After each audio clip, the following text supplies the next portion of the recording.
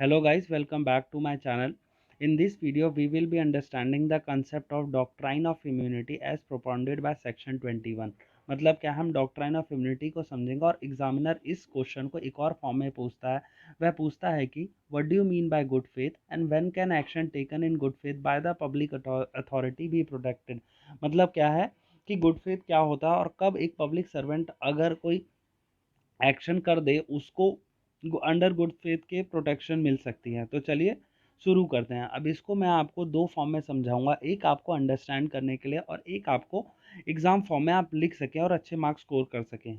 अब इसको हम समझते हैं एक स्टोरी से। एक गवर्नमेंट क्लर्क था प्रकाश। अब प्रकाश क्या करता था, कोई भी काम करता था बहुत डर डर के करता था।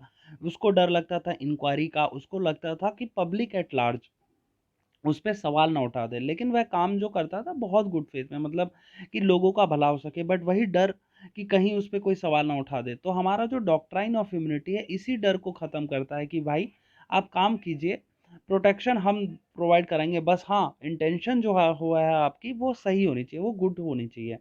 अब यही सेम इंग्लिश में है डॉक्ट्राइन ऑफ इम्यूनिटी का मतलब as a matter of public policy the public servants are protected against any harm. मतलब पब्लिक सर्वेंट को प्रोटेक्शन प्रोवाइड की गई है arising out of their action taken in good faith. मतलब अगर कोई एक्शन किया हो और गलती से वह गलत हो गया तो आपको प्रोटेक्शन प्रोवाइड की जाएगी, बट हाँ उसका कंडीशन यह है गुड फेथ में होनी चाहिए। अब नेक्स्ट इसी में नेक्स्ट है section 21 of the RTI act provides for immunity to any person for acts done in discharge of his function provided the acts are done in good faith. मतलब ये वही वाला हो गया कि एक्शन जो है गुड फेथ में होना चाहिए। अब इसमें थर्ड पॉइंट है while executing any work under a statutory provision the possibility of human error is always there. मतलब क्या है कि इंसान से गलतियां हो सकती हैं। जैसे कोई अगर कोई अकाउंट्स डिपार्टमेंट में है, कोई बजट का थोड़ा इधर उधर हो गया तो वह उसके लिए लाइबल नहीं होना चाहिए कि हाँ इसने बहुत बड़ी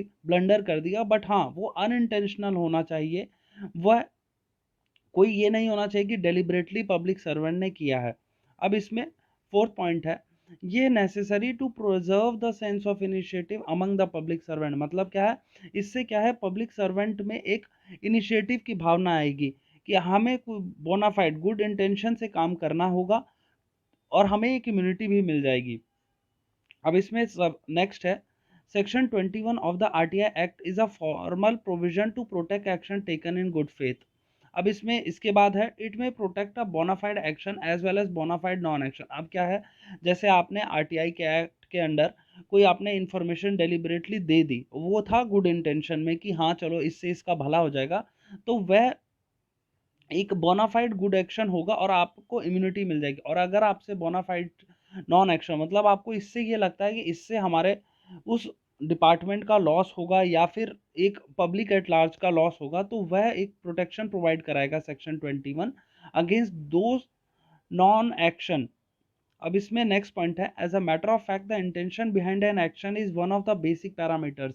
मतलब क्या है, बेसिक पैरामीटर क्या है सब में, इंटेंशन आपकी कैसी है। इंटेंशन अगर सही है तो काम सही है, इंटेंशन खराब है तो आपका काम गलत है।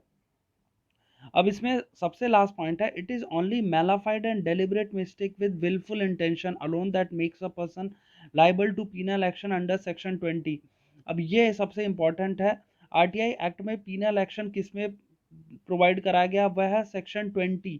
सेक्शन 20 में दिया गया है पीनल एक्शन को, सेक्शन 21 में दिया गया है आपको कि आपके खिलाफ जो है वो एक इम्यूनिटी प्रोवाइड कराई गई है कि अगर आपने गुड इंटेंशन से कोई काम किया है और उसमें कुछ गलती भी हो जाती है तो आपको एक इम्यूनिटी प्रोवाइड की गई है। ऑल राइट गाइज, अगर आपको मेरा वीडियो अच्छा लगा हो तो वीडियो को लाइक कीजिए, चैनल को सब्सक्राइब कीजिए। Thank you.